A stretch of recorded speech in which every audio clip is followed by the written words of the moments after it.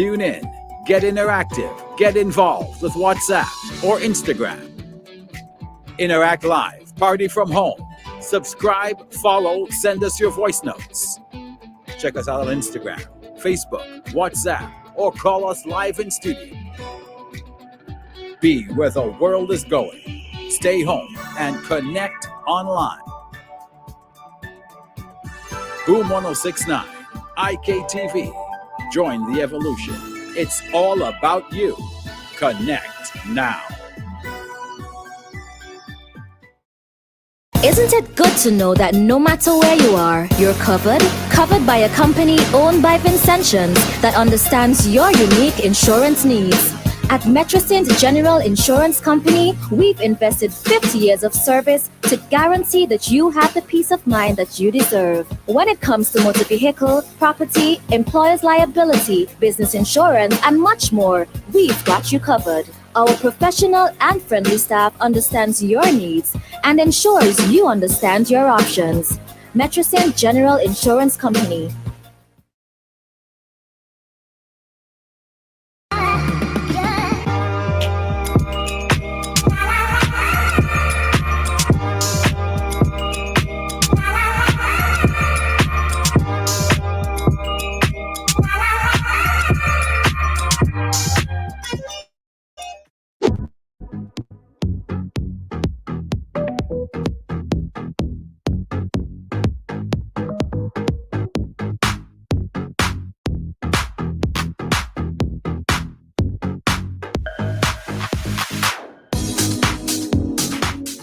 Good evening and welcome to Let's Get Down to Business. On this edition, I am featuring Dr. Linton Lewis. Dr. Lewis is no stranger to Vincentians.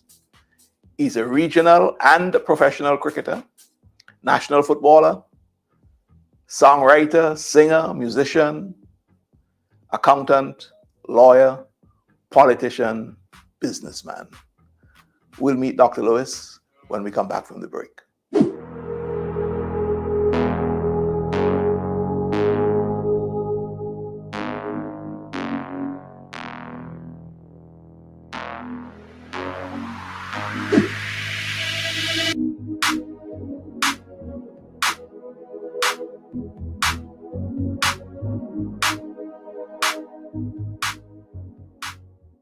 Isn't it good to know that no matter where you are, you're covered? Covered by a company owned by Vincentians that understands your unique insurance needs.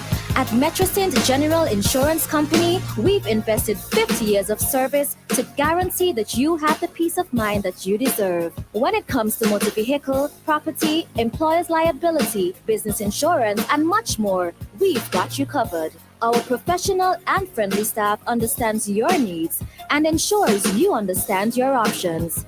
Metrosint General Insurance Company. Keep calm. We're online now. Thousands of local content for your viewing pleasure. Live. Boom. IKTV. Tune in. Get interactive. Get involved with WhatsApp or Instagram. Interact live, party from home. Subscribe, follow, send us your voice notes. Check us out on Instagram, Facebook, WhatsApp, or call us live in studio. Be where the world is going. Stay home and connect online. Boom 1069, IKTV. Join the evolution. It's all about you. Connect now. You're looking at Let's Get Down to Business. Let's Get Down to Business is a collaboration between IKTV and the Chamber of Industry and Commerce. My guest is Dr. Linton Lewis. Dr. Lewis, welcome. Thank you. Good morning, Tony, and it's a pleasure to be here. You know, it's very rare that I get the privilege of interviewing people of such high esteem and people who have achieved so much in what I would consider a relatively short space of time, because Dr. Lewis, you are still a youngster. Yeah, relatively speaking. So, you know, let's talk about the making of Linton. Linton, you were born in Calico. Yes. Calico was not really the metropolis of St. Vincent, right? But still, I believe it had a lot of features that formed you into what you eventually became. Tell me about your early life in Calico. I was very fortunate to have been born in Calico. Mm. Fortunate because I've been born in an area where there's a lot of culture, sports, and academic activities going on there. And I was able to participate in all of them. I grew up as a young boy playing a steel band, Mhm. the quattro, the guitar, sometimes the keyboard, playing football, playing cricket, participating in concerts, and being a part of groups, the scout through cultural groups, youth groups in the area. So I'm very fortunate to have been born there. All the facilities were there for me to be able to grow and to develop. So I want to take the sporting part of your life, the athletic part, if you want. You became a cricketer of note and a footballer of some note. What about Calico? What about your upbringing? What about your surroundings that pushed you in that direction? But I had quite a number of role models, of persons who have actually been playing for the national football and cricket team. One of them, to my mind, is also Linton. He was the teacher at the primary school where I attended. And he played football for St. Vincent, cricket for St. Vincent. He had a number of persons from the Duggan family, with Alex King, a lot of persons before me who actually played. And so it was just natural for me to be part of that process. But we had a playing field. This is the Calico playing field. Where we spent a lot of our time. We, as a young boy growing up, we watched older folks actually play there. And then we gave it an opportunity from time to time to play. So I've been able to watch a lot of cricket as a young boy. There was a lot of a number of matches that were played in the national competition. Right. And so you were able to see it. But most importantly, it was my training ground, that's a schoolyard, and representing the Calico Primary School. Right. At a very early age, and captaining that school to win the national championship. You must have had some skill. I mean, just yes. basic Well, skill. interestingly enough, my grandfather, who was from Kingston here, Lewis, Wilfred Lewis. They called him Mo. Some people call him Cash. He played for St. Vincent. Okay, he did. And so I think it perhaps was in my blood at the time to be able to represent St. Vincent when I did at the age of 16. You not only represented St. Vincent, but you went on to represent Combine Islands, as it was at the time, and then it broke away to the Windward Islands. Yes. You represented the Windward Islands. I believe you were on the West Indies youth team. Yeah. You played as an opening batsman.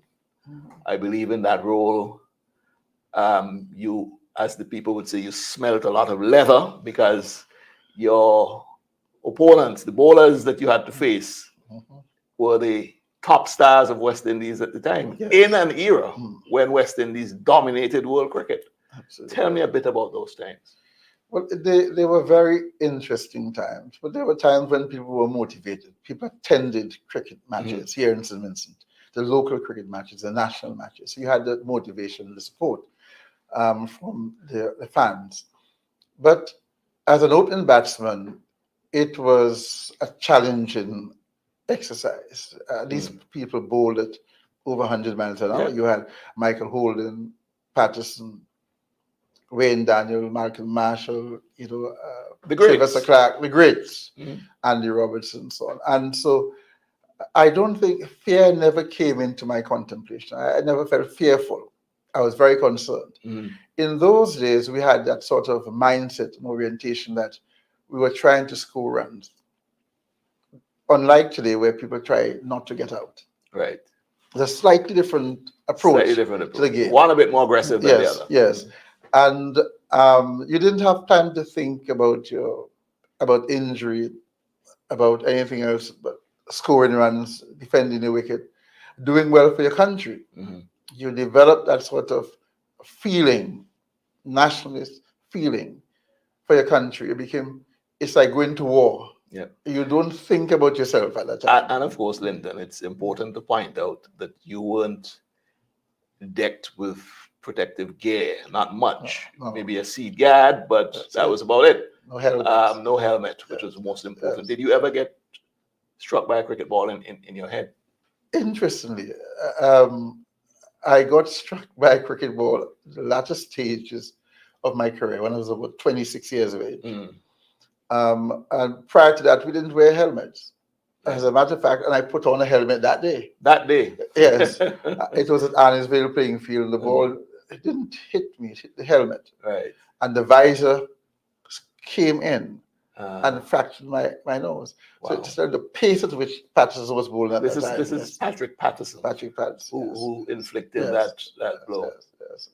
This was like a gladiator sport, man. You know, you're going out, the bat was like your sword. Yes. You know, and you're defending the garrison, which is your stumps, you know, and you're trying to hit this little red dot out of the park. You know, when you sit and think about it, Tony, when I became a commentator and I started commentating cricket, I looked at things differently.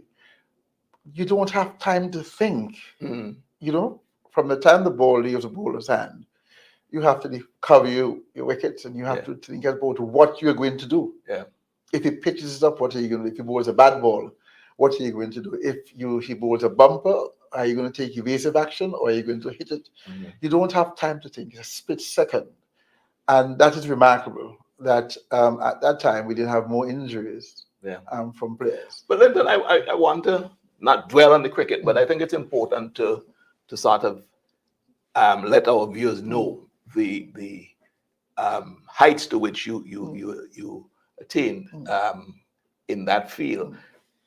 You played, not just did you face these bowling greats, but you played with some of the West Indies greats. I think Vivian Richards was once your captain. Yes, when I was 18 years, I represented the Combined Islands team. That is both the Combined and the Windward Islands at the same time. And you had Andy Roberts, Derek Parry, Vivian Richards, or El Camilo Willett at the time was in the team. I was Andy's roommate, Andy Roberts' roommate. He's a very wonderful person. And so I played under his captaincy in Trinidad. You know, and you know, we all got along very well. I was a young boy, and I admired, revered those persons tremendously. So it was nothing else but more than Were you a part of that Tanti Merle match? No. The great Tanti Merle No, match? that was before my time. But I listened to it. I listened to it at the time. That will go down in history. Yes. Certainly. We had one last night as well. Well, in Jamaica. It was pretty close. Football, of course, you played a bit of that, maybe not as much as you played cricket. But I would have played more, but because I was once asked by Dr. Marco Laurenti, I think I saw the photograph of this white fellow, to go to America to play. But I went to England, the West Indies youth cricket team at the time. I represented St. Vincent. I remember playing for the youth team at the time and saving 3 penalties against Barbados. So you're a goalkeeper? Yes. I don't think anyone did it. I went to train with the team as a left winger, but I was better than the goalkeeper. Right. So I was placing the goal, you know. Yeah. We played with Potts and Raymond Ballantyne, Mazai, there's Morris, Morris brothers. Right. So a lot of very good players who came through at the time when I was there playing. So I believe that early discipline of being, a team person, sports in particular, must have set you up for some of your other exploits, which we will get into. But there's another facet of you, which is the music. How did that enter your fray? Well, that is also something that was very natural. Growing up in Calico, we had about, I remember in a small area, about 3 to 4 persons who were teaching piano lessons at the time. On the block, the young boys always played a quarter, we were always singing. And we had about 2 or 3 steel bands in the area. So I think it was just a natural progression. If you were positive, well-behaved, well-brought-up young man or young boy in the area, that you actually followed that route. And I did. I played steel band. Right. And then we went to the bank as a young boy and borrowed money to start another one, Disco Harmony Steel Orchestra. I remember Disco Harmony. Yes. And And then we also were involved in having these little competitions on the block, singing competitions. Right. But I was also fortunate. I had a brother who was a very good singer and musician, Lord Turkey. Right. And He was a national Calypso champion at one time. Yes, he won the Calypso Calypso Crown. King, we used to call him in those days. Yes. Yeah. And then, interestingly enough, the very year that he won the Calypso King, my other brother, Starkey, won the grammar school Calypso competition. So both of them. This is Starkey, John QC. Yes, QC, yes. Were on the stage singing that night. I remember my mother listening, the entire Calico out there listening to those two young gentlemen. So you find that that was part of me. It became part of me. And then I started in what we call these talent shows with Patches. So you started singing. Singing at a very early age. And eventually, I'm just kind of moving you on a bit. Yes, eventually he went on to Singing with the Resurrection. Where we did an album. I album. believe you did some recordings of your own. Yes. And so you are also some sort of musician of note. Well, I like to do things like that as a pastime. We'll pause at this point, and when we come back, we'll start to look at the development of your professional career, as in that those things that you did that made you money. Okay? Yes. So when we come back from the break, you're looking at Let's Get Down to Business. I'm chatting with Dr. Linton Lewis. More when we come back.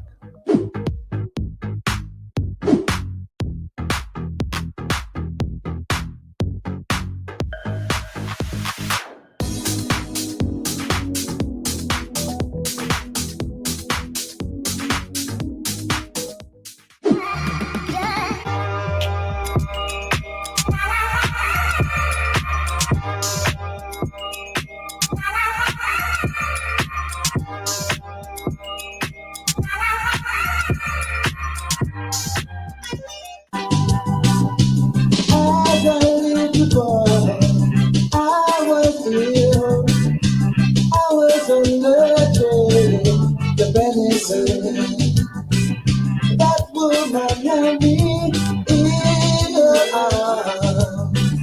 She looked at me with all of her charm. She said, "John, you might survive. I'm doing my darling." Welcome back. You're looking at Let's Get Down to Business, a collaboration between the Chamber of Industry and Commerce and IKTV. My guest on this edition of the program is Dr. Linton Lewis. Linton, when we went on the break, we had established your exploits with cricket and football and a musician. By this time, you're almost a complete person. But you went on now. You went on in the academic sphere, and you went on to become an accountant first. But before that, let me hear something about your early schooling. Well, I attended the Calico Anglican School, the Calico Primary School. Right. In Calico, which was not very far from where I lived. So I didn't have to go too far in the mornings. And you were early every morning, were you? Well, every morning. Every morning. And I passed what they call the school evening examination. Right. So that's the difference between, at that time, you had a school leaving exam and you had a common entrance exam. Yes. Right. And you had the option of doing both. Both, yes. And I passed it very early in my age and my life. And at 11, 12, I was in the school, but having finished the school, but I was still there. Right. Because I passed at an early age. And then I was given an opportunity to teach. I was too young to teach, so the teachers were putting $2 on each of them to give to me as a salary. And by the time I was 14 years of age, I was then appointed by the government to teach at that school. And then I went to the Teachers Training Center, where you taught to be a teacher, become a student teacher.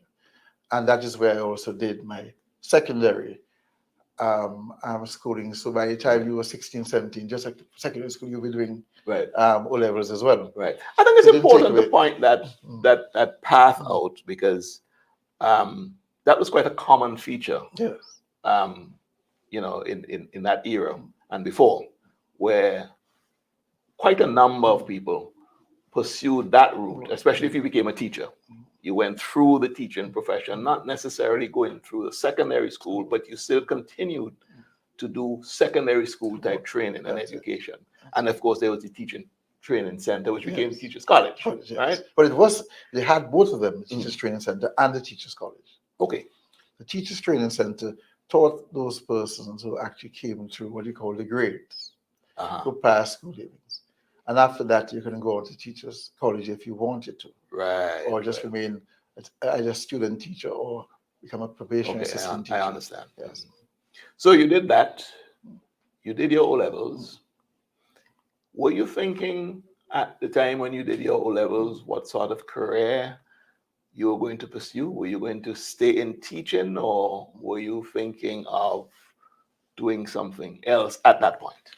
Well, I wanted to become a West Indian cricketer, play for the West Indies cricket team. Yes. Okay. Teaching facilitated that. Teaching is all I knew at the time. So I wanted at that time to remain in teaching and play cricket.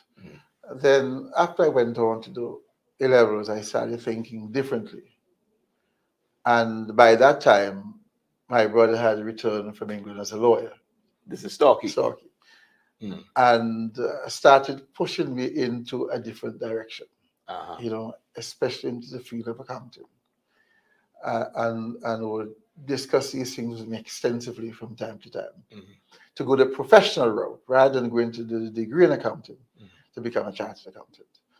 And that is where I went, into that direction, and I became a chartered accountant. Well, you make it sound simple. So let's take it back a few steps. You did your A-levels. Yes. And you didn't leapfrog into becoming an accountant from your A-levels. No. What was the transition there? I continued teaching, but I was playing professional cricket in England. I played from 1981 to 1989 consecutively. So during that period of time, I was focusing on my cricket. Right. It was all about trying to make the West Indies team, nothing else, and teaching. And so I continued that. And during the time I was there playing, I thought, listen, I'm getting into my late 20s. I'm not making the West Indies cricket team. I have to think about something. Chances are getting slimmer and slimmer. Yes. And at that time, between 18 and 25 was when people really did well in cricket in the West Indies or internationally. Yeah. I think people are older now in the game. But at that time, people were much younger. And so then I had behind me there my brother, reminding me. Stanley Starkey, John, yes, QC, was pushing you. Yes, reminding me that, there's a life after cricket. Yeah. So I just removed my attention from teaching. And so how did you get the funds to go and study? Because clearly you I believe you left the shores of St. Vincent and the Grenadines. So what facilitated that? How do you get to? I was trying to get a scholarship here in St. Vincent and the Grenadines, but I got a Shivnian scholarship with the Commonwealth Fellowship Award schemes from England. Right. And then having got that, the Prime Minister at the time, Sir James, thought, well, I will supplement that with funding from the National Commercial Bank. Right. So I was able to go off and study. Right. So you got the Shivnian and the Prime Minister, as you said at the time, Sir James Mitchell, facilitated that. Well, yes. Invested a bit in you. You went off to England. Yes. You went to what institution? It was Gwen College doing the ACC, but now it's University of South Wales. Okay. Yes. And so you're pursuing the ACCA, which is basically the Chartered Association of Certified Accountants. Right. Yes. You were successful. Yes. You remained in England after you qualified? No, I returned to St. Vincent to computerize the National Commercial Bank. Which you were giving back? Yes, which I did. And then I went to the brewery as financial controller Right. And then from there, I went back to England, and I came back to St. Vincent to be financial controller of the Banana Growers Association. Ah. And it's from there I left and went on to the law. Before we get on to the law, but let's talk about, you know, your life as an accountant. And I believe at some stage when you're in England, you're also playing cricket. Yeah. Were you doing it then just for fun, or was it No, I played professionally. Professionally. During the time I studied accountancy, I also played professional cricket. Right, that's what I wanted to establish. Yes, and I never missed a match. I remember doing an exam on a Monday and finishing the exam at 5 o'clock, and had to travel a long distance to start the cricket match at 6. Because we had a 20 overs competition that we now talk about T20. We were playing that many years ago. And so you had a 20 over competition we were playing. And I've never had to miss a match because I've had to prepare for exams. I played all my matches, whether they were friendlies or not, during the time I was doing my exams. Yes. Yeah. So, I mean, cricket was still following you through your life there. Yes. And while you're doing your accounting studies. What were your high points of achievement as an accountant, Linton? I know you say you came back and you went and you computerized the National Bank. And by that, I suppose you mean... That's a high point. Yeah. Because I brought in here the ATM. Right. That was one of the things that was done. I'd actually... what I did with flowcharts and narrative, I went right through the system, the NCB, to find the right computerized system to be used there. And part of that was to introduce the ATM and something called the intranet. Because at that time, you didn't really have internet per se, but it helped staff members to communicate with each other without having to get up to move to go from one station to the next. So that really was my high point. And also, as a member of the National Insurance Scheme Board, member of the NIS, the Board of Directors, I was also instrumental in doing the same thing there, using flowcharts and narrative, and then to walk right through the system, and then being involved in the computerization of that institution as well. So those were the high points, of my career. Then at the brewery, we were introducing the Vita Malt at the time to be able to cost that, to ensure that it was reasonable and one was able to market it and to make the choice of the different types of malt at the time that were out there in the market. Right. And we were able to, I was part of that process. So it seems to me as if you weren't just a bean counter, as people like to call accountants. Yeah. But you were also engaged in a lot of commercial activities and looking at the overall systems within the workplace. You were going to move from accounting now and into the field of law. Why that move? Because it's becoming apparent now as if, and I don't mean this in a critical way, as if you are like an overachiever, cricket, football at a very high level, the cricket at a high level, musician, teacher, accountant, and now into law. What made you make that transition? Firstly, in accountancy at that time, the subjects that we had law. We did law, and also we did company law. Right.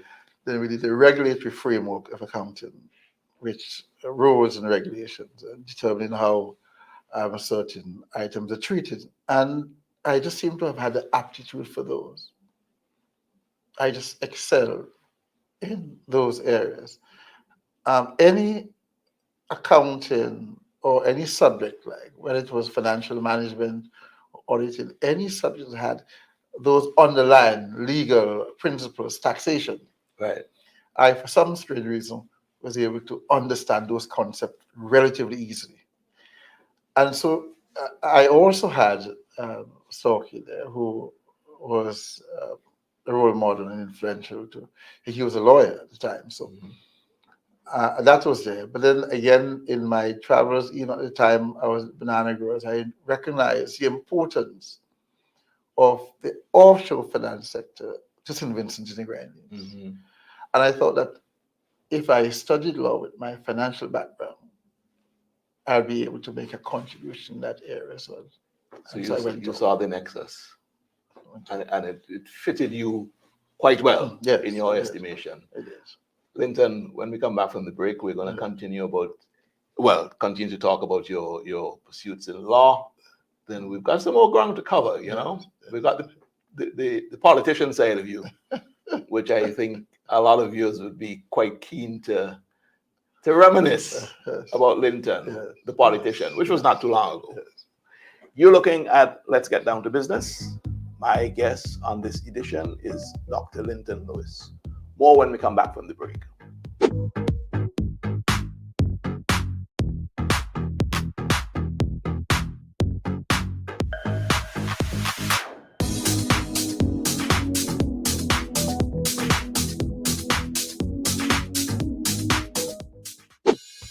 Keep calm. We're online now. Thousands of local content for your viewing pleasure. Live. Boom. IKTV. Tune in. Get interactive. Get involved with WhatsApp or Instagram. Interact live. Party from home. Subscribe, follow, send us your voice notes. Check us out on Instagram, Facebook, WhatsApp, or call us live in studio. Be where the world is going. Stay home and connect online. Boom 1069, IKTV. Join the evolution. It's all about you. Connect now. She's a young, you might survive. I'm doing my damn best to keep you alive. I'll always remember that look in her eyes, because she thought that the sun was going to die. But that's why I cried rivers of blood. Said I cried rivers of blood. You're looking at Let's Get Down to Business. Let's Get Down to Business is a collaboration between IKTV and the Chamber of Industry and Commerce. My guest on this edition is Dr. Linton Lewis. Dr. Lewis, we're at the point where you're studying law. Where did you go to do this? I studied law at the University of Bristol, England first. Your own money this time? Well, largely. Okay. Largely. I got assistance from the university. You know, like a bursary.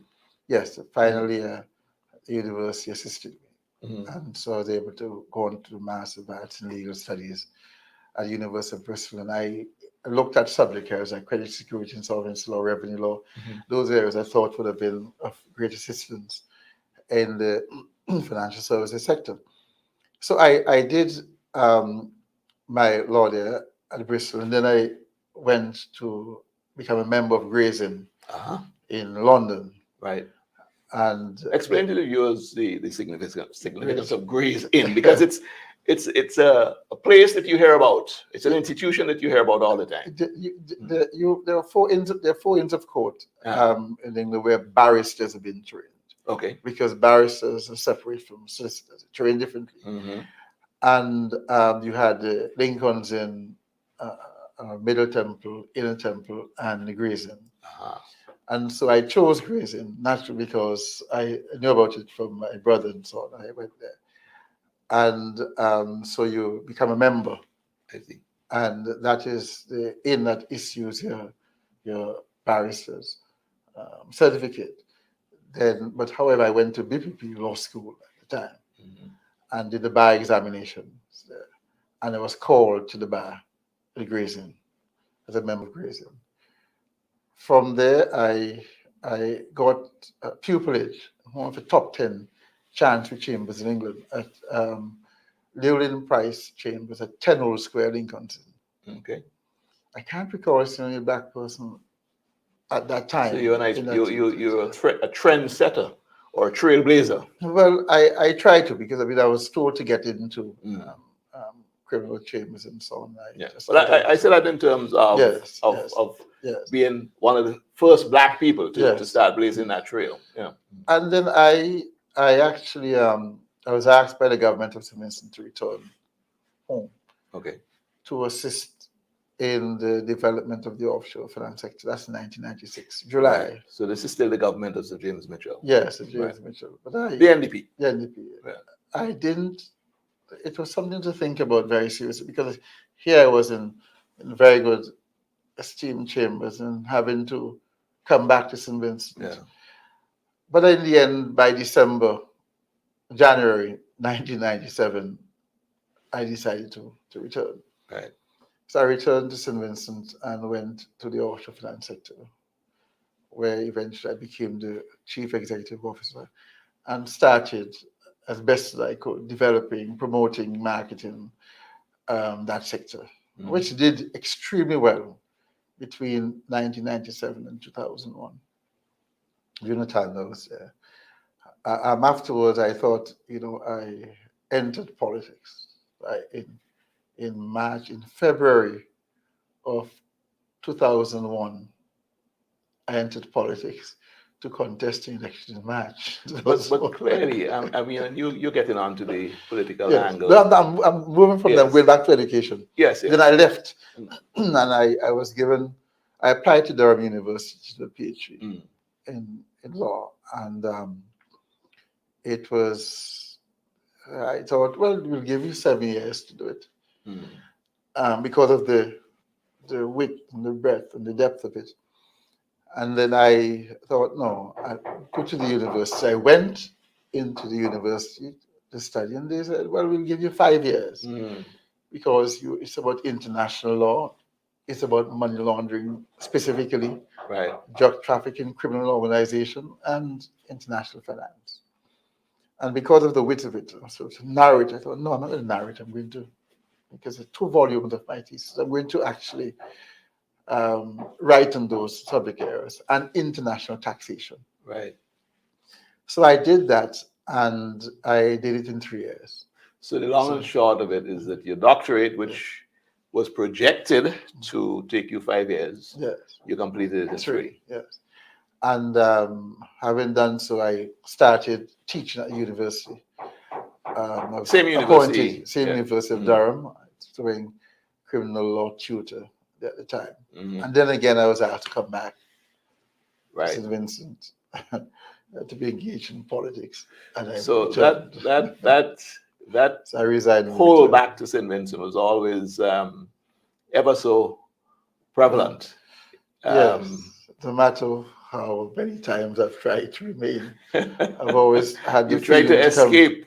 Yes. Yes, but you were drawn back here by the likes of your brother and Sir James Mitchell and so on. But not my brother, because he was always very much interested in me developing and going places. Right. That's all he cared about, me going places. Yeah. If I could have gone places, and so be it, but about going places elsewhere if I could have. Not necessarily to come back to St. Vincent. He didn't expect me to do that at all. As a lawyer, you're a barrister, and you were earlier on talking about the difference between a barrister and a solicitor, and I'm going to use this opportunity here in this program to have you explain that. What's the difference between a barrister and a solicitor? Well, firstly, they can both follow the same degree, the LLB. They're the same thing, but they branch off. At the time, solicitors did not have the right of audience in court, in the High Court, only in the lower court. And the barristers had the right of audience in the High Court. It is somewhat different now. I would like to liken the difference to being a doctor, an ordinary, I don't want to say ordinary, but a general doctor, general practitioner. Yeah. and that of a surgeon. Right. So you go to the general practitioner first, Right. and you explain to him what the problem is, and if there's supposed to be a surgery, Yeah. then you go to the surgeon. Right. So the solicitor was seen as the general practitioner, the barrister was seen as a surgeon. I see. I see. So that's the analogy Yes. that you Yes. draw. Yes. Did you enjoy? I mean, you're still practicing as a lawyer, but before you took that excursion into politics, which we'll get into Yes. in some greater detail, but did you enjoy your early time in law? And I've always enjoyed it. What I enjoy most about it, I enjoy the practice of it, but I enjoy it most when I'm given the opportunity to research and to write a submission. That is something I like to do a lot. I don't mind the court work and litigation, but I seem to be the type of individual who's I'd like to look at the law from a technical and philosophical perspective. right, My mind works that's that way. more your comfort area. Yes, that's where I write so much and things. And Yeah. right now, because of that, I've written 2 books. International one called the Theory of Proximity in International Law, which is about 730 pages. And I was contracted to Wildes to actually publish that book. And what has happened is that I think I spent some time in politics and other things, and it created some challenges. So that book has for never me. been published? No, but I'm trying to get it published. You're going to now. try to get it published. And What was the name of that? What's going to be the name of the book? the theory of proximity in international law. She is highly philosophical. It sounds that way. Yes, So let's just spend 1 minute Yes. and talk about this theory of proximity. Yes. Those of us who are aware of the neighborly principle in tort, and those who are aware of the neighborly principle in the Bible, you must take care of your neighbor and try not to harm your neighbor. Whatever you do, you must have your neighbor in mind. Right. It's on the issue of state responsibility. Right. How a state can be responsible.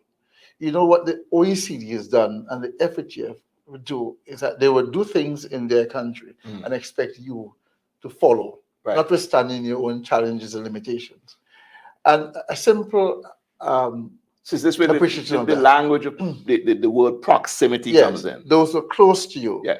Because, for example, if you were doing smelting operations here in St. Vincent, you are expected to take care that it doesn't affect people in St. Yeah, Lucia to follow certain or Grenada, codes, etc. Yes. but you wouldn't be expected to have a duty of care to America for that, because America is so far away. Yes. The proximity, closeness. Right.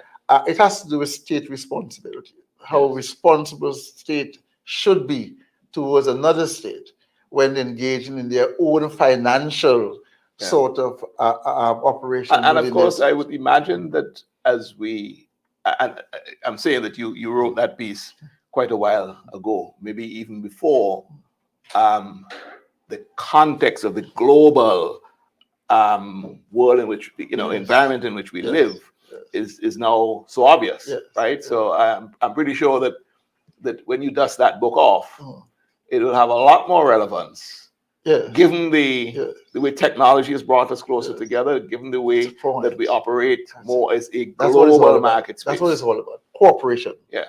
Bringing people together. And because of that, because you're closer now because of technology, you are more aware of a person's limitations. And you have to be very cautious about what you do. Yes. Notwithstanding the doctrine of non-intervention, notwithstanding the fact that you are permitted to do what you can in your own country without any intervention. You have to be very mindful of what you do, how it affects another nation. Yeah, but tyranny, the rest of the world can't stand by and watch tyranny exist. So then humanitarian issues are also involved in this. I mean, I don't want to take this along the philosophical route because we'll never come back to talk about Linton, the politician. And so then I that what affected the publication of that one too is the fact that I got a fellowship as a research scholar at the National Taiwan University and also the Center for Chinese Studies in Taiwan, where I conducted research again into the international. That one is very recent, isn't it? Yes. Into international legal status of the Republic of China and Taiwan. And I've also completed the book on that one, 425 pages. Good faith and equity in international law, justifying the status of the Republic of China and Taiwan. And Other persons have written about the international legal status, but the difference is that they have never gone to tackle good faith and equity in international law to determine the status of Taiwan, which many writers believe is undetermined. But when you apply those principles of equity and good faith, you Taiwan can is actually a state in its determine own right. that's a point. Yes, I've proven that. Yes, Dr. Lewis, Yes. we'll pick that up Yes. some more when we come back. We're going to our final break, and when we come back, we'll be in our final segment. We've got to cover this part of you as a politician and talk a bit about that book you wrote on the justification for Taiwan to exist as a state. And you're a farmer. You are a landlord. We've got to fit all of that into the final segment. You're looking at Let's Get Down to Business. My guest is Dr. Linton Lewis. More when we come back.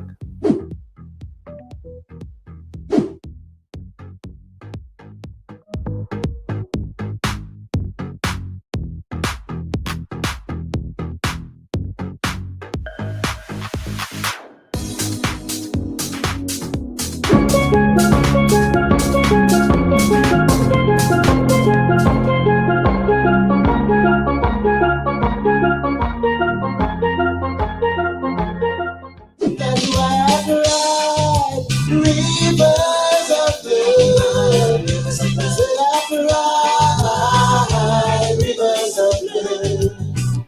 I always cry rivers of blood. Now that you're gone, brother, I cry rivers of blood. You're looking at Let's Get Down to Business. We're into our final segment with Dr. Linton Lewis. Dr. Lewis, we're going to talk about you as the politician. And I'm curious to know, apart from people asking you to come back here and giving that sort of service, what was the very first indicator in your life that told you that politics was going to be a possible route? Well, the indicators were that politics should not have been a possible route. But it became. It became one. And I'll tell you why. I remember I had a client, or someone I knew very well, not a client at the time, called Douglas Lees. And he was an Englishman. He died a few years ago. He was very much involved in the offshore sector in Simmons. And one day at one of his homes in Barbados, he said, "What can you in half an hour write for me what you would do if you were Prime Minister of St. Vincent?" What year was this? That was in 2001, between 2000 and 2001. All right. Okay. And I sat down, I didn't pay much attention. I just sat down and bought one of those legal size foolscap paper, and I just started writing down. Where is that paper today? And I don't know. Has it gone? I don't know. File 13? Because what he did, he called his secretary and asked her to type what I wrote. And then about a week and a half later, he said to me, "I think you should enter politics." Linton, what did you write? The times were different then. And that's what you wrote? Times were different what I wrote at that time depended on what I was happening at that time. But it was in 2000, 2001.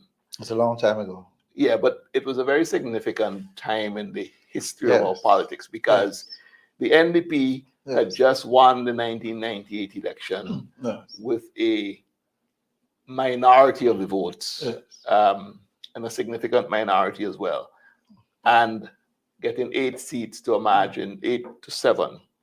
And there was a lot of turbulence on the ground, which led up to what people now call the roadblock revolution.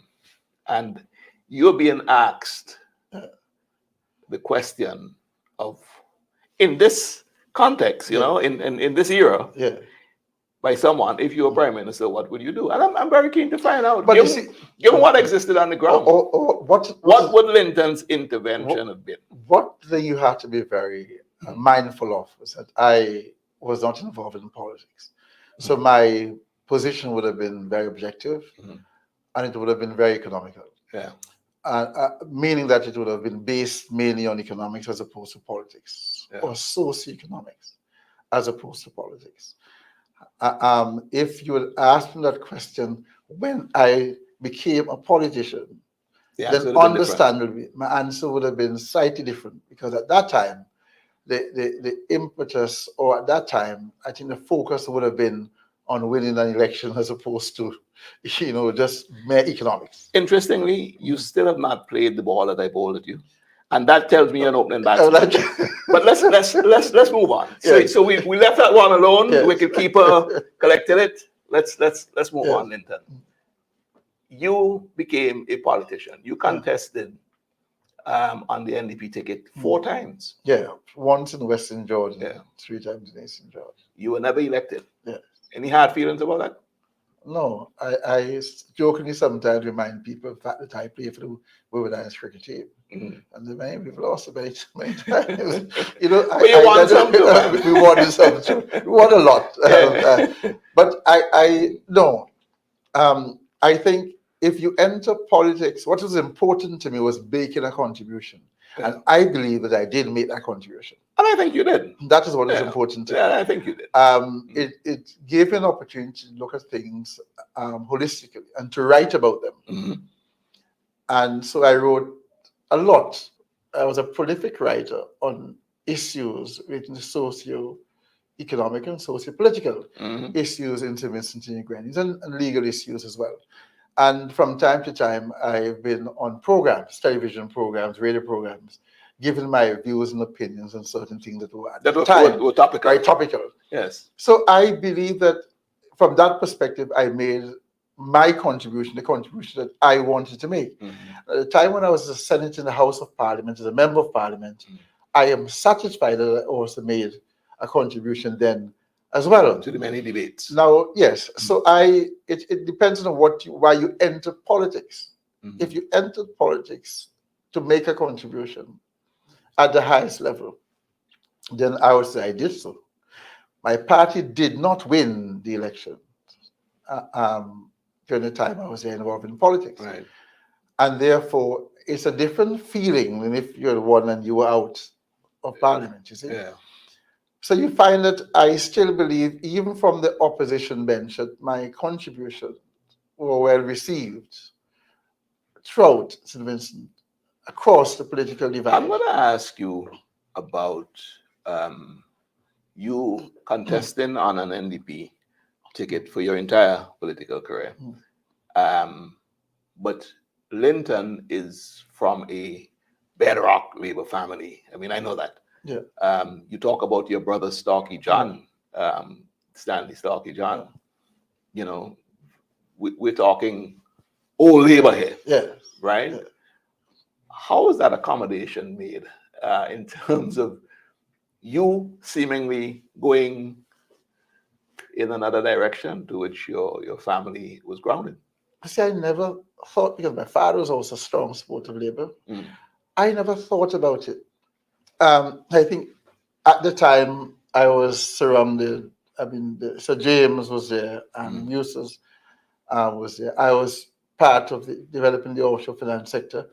I was aware of what was happening at that time. These are people that I knew relatively intimately.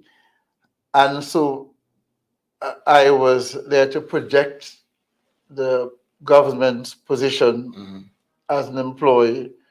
Well, not necessarily employee, but I was a public officer, public servant, officer, yes. because the offshores at the time, statutory corporation still is, I think. So you find that it was just a natural progression. Yeah. It's not something I thought about seriously, but country was uppermost in my mind. And I didn't sit down to think about it politically. It was all about, and then the gentleman who was behind me and so on, projected me, he appeared to be close to Sir James at the time. I see. And his view was that if you enter, we will contribute to the party and so on. Were they trying to make you leader of the NDP eventually? I don't know. What I do know is that the rank and file of the New Democratic Party were very supportive of me because they always returned me as chairman of the party. Yeah. Did Sir And- James see you as a future leader of the NDP? Because by this time, Sir James is out. I know he saw me as someone who had the ability to be part of the leadership. We're getting of into the that party. opening batsman To be stance part again. of. No, Yes. he's always seen me as someone with the ability, and I don't think that I have failed him insofar as my own performance within the party is concerned. I contributed to almost everything, as you know, even the manifesto, 78 sections, and even with the leader in his budget presentations, and I wrote in the paper on very important issues like constitutional reform. The party's position was my position. Right. That the party's position was my position. So, and there were a number of issues. The issue of meritocracy, Yes. which was holistic, looking at St. Vincent and the Grenadines, not only in the area of politics, but education, agriculture, tourism, all the productive sectors. They were part of the articles I wrote on the meritocracy, which was all inclusive. And in the past, took it as this mantra going forward in one of the elections. So my contribution was there. Then you had the issue of the Gary Funa. Right. We didn't know that there was an issue of making them honorary citizens. As chairman, I didn't know, but when the time came for there to be a document which actually linked from a legal perspective and political perspective, that sort of position put forward by the leader of the party, I drafted those documents. Right. So then I am satisfied in my mind that I made my contribution to St. Vincent and the Grenadines. I remember at one time when I was writing on that, I was in a radio program discussing that, and someone called in, the Prime Minister Gonzalez should make him Minister of Finance. I mean, joking about it, because they thought that And talking, I should not have. Talking about the Prime Minister Gonzalez, Linton, I really don't want to push this program down a mischievous, angle, but sometimes when you're sitting and I'm interviewing you, and I've done that many times, the temptation is there. Prime Minister Gonzalez, and you seem to have had a special kind of relationship, so much so where I think people thought that you had like split loyalties. No, you have two things. You have to understand something. And there are other people like Lecoq in the party who admired. The person I admired, if someone has done so well academically, a similar route that I would like to going, you would admire that person's ability. It isn't easy for someone who lost as many times as I may have done, and to have come through and to lead a party and to lead a country. That is unique. And so Dr. Gonzalez. Yeah, Dr. Gonzalez. So you admire that part of him. Understandably, there will be things, policies and programs in this party that I thought could have been different or better. And so I responded to those. Yes. The things that I think the NDP could do when we got into, and I talked about those and wrote about those. It was not about personality. Some people degenerate politics into personality. I don't look at it like that. It's about going out there and seeing what you can do for your country. Let the better party win in this case. Do you still remain a resolute politician at heart? We're coming to the end of our segment, unfortunately. So I don't follow. Push this a bit. I don't follow politics, really. I don't follow it. If there's something that is important to the country, and I think that I should make a contribution to it, then I will. But I just don't follow it. I am concerned about St. Vincent and the Grenadines and the status of St. Vincent and the Grenadines internationally, regionally. Right. And the people of St. Vincent and the Grenadines, I'm concerned about them and their welfare. Right. But with respect to politics, if politics is going to influence that perspective, then I'm not going to pay much attention to it. So you probably won't enter the fray again. That's what you're saying? Enter the political fray. Political arena. You mean electoral politics? Electoral politics. That's not in my contemplation. Not at all. Making a contribution is in my contemplation. Well, it's electoral politics I was talking about. Yes. Linton, dying moments. Linton, the businessman. Let's bring this program back to. Let's take it off the political horse. Yes, I suspected you were gone in the first place. And let's talk about Linton, the businessman. You're a landlord. You own a fairly significant property in Kingstown. That's an investment that I believe you made out of your own pocket. Yes, but I've got financing. Mm. But it is not something that people thought should have been done at the time that it was done. Surprisingly, but as again, I thought about St. Vincent. Mm. Yes, it is, and I'm very happy that I'm able, coming from Mechanical and so on, to do so. Yes. And I believe that there are quite a number of persons who are very proud and would Right. listen to me and would talk to me about it from time to time. They're very happy that I'm able to do that. Yes. But I am also involved in farming, which I like. Right. So tell me a bit about your farm and how much. I have a lot of land do you have? plantings, Yeah. and What sort of acreage are you farming? I'm now about 10. I'm now farming about 10 of it. And there have been challenges, especially with fruits. People steal them, pre the last. There are challenges with workers. There are challenges with the weather. The hurricanes, the high winds. What about markets? I Are you have able not to had a sell problem. everything that you produce? Yes. I have not had a problem with the markets and plantings that I grow right now. I am not growing enough, and that is because you have challenges with workers and their own conviction and determination, discipline, as far as that is concerned. But I like it, and I think that perhaps given the opportunity, I may be able to give my own views on how extension services can be done to develop. That will be good material for another. And also with respect to pre-Delasney, yes, I have my own perspective on how to reduce that. Yes. Well, I think you can come back as a guest on the other version of Let's Get Down to Business when we talk about something. Not profiling a person, but we talk about a business topic, and agriculture is your farmer. We'll be happy to have you back. Closing statements. Linton, how would you encourage, what would you have to say to people who were born into modest beginnings like yourself, and you've achieved quite a lot?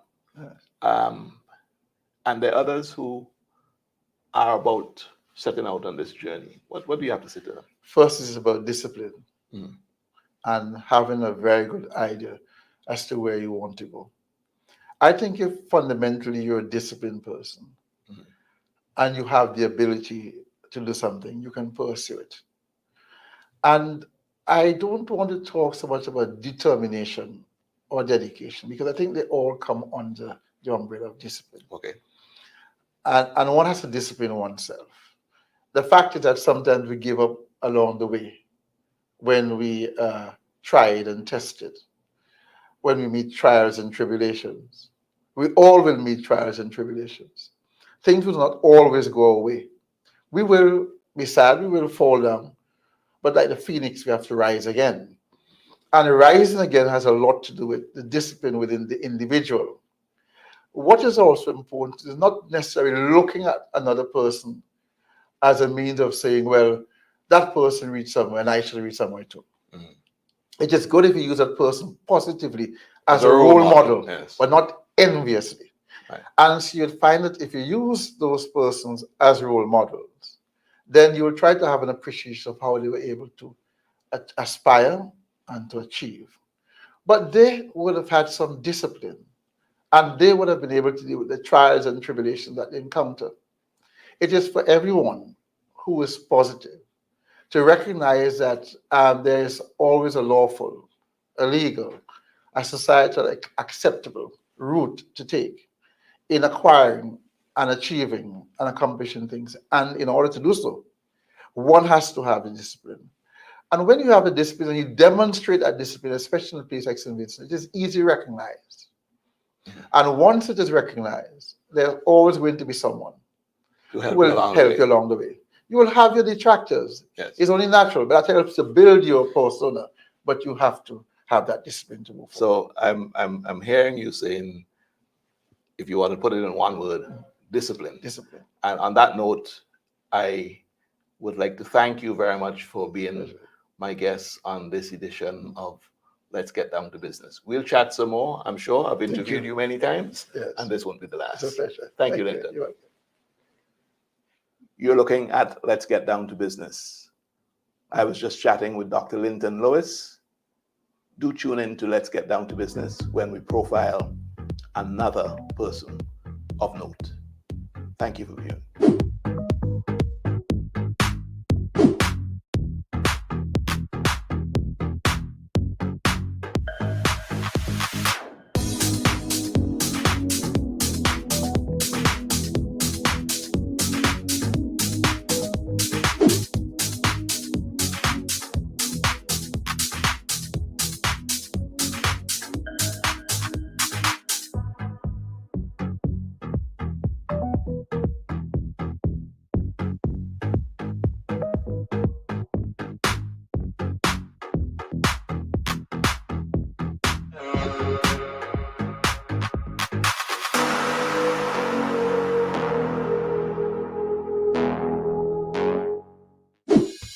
Keep calm. We're online now.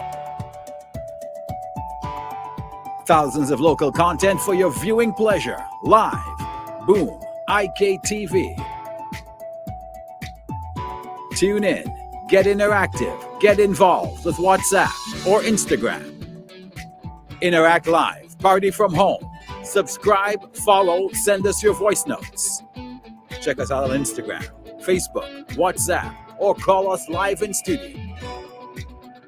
Be where the world is going. Stay home and connect online. Boom 1069, IKTV. Join the evolution. It's all about you. Connect now. Isn't it good to know that no matter where you are, you're covered? Covered by a company owned by Vincentions that understands your unique insurance needs.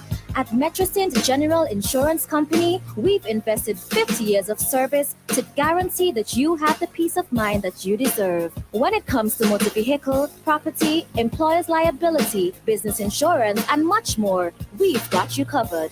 Our professional and friendly staff understands your needs and ensures you understand your options. Metrosint General Insurance Company,